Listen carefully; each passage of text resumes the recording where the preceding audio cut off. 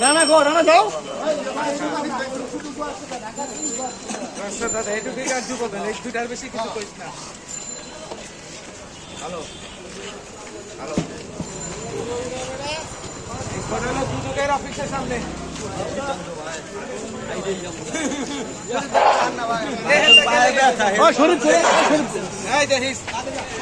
আমার দেখতে গিয়া